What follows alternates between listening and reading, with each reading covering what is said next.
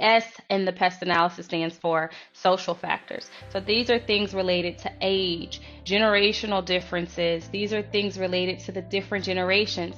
As we have more baby boomers that are exiting the workforce, you have more millennials, Gen X's and Gen Y's that are entering the workforce. This could create a problem for employers because now you have this knowledge gap of people leaving the company versus new employees who may not have that historical knowledge or who may not have the knowledge of the role.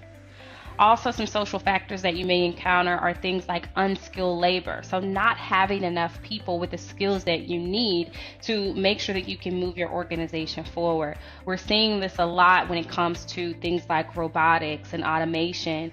This is a new wave of technology that's being introduced, and we'll talk about technological advances, but we have to make sure that we have a labor force that is skilled.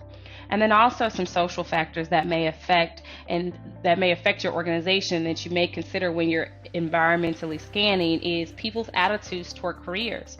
Now we see more and more people who are taking a high interest in being entrepreneurs. They are moving away from the traditional workforce structure that we've historically had in place. So these are the sort of things that could affect your labor force as well. And then also one other thing that I want to mention is non-traditional labor force. There was once a time when you worked for an employer and everyone knew that you were in the office by 8, you were out by 5, or in by 9, out by 5. Non-traditional workforces or labor forces are related to things around having remote workers, having flexibility. Most households are 2-income households, so both parents have to work.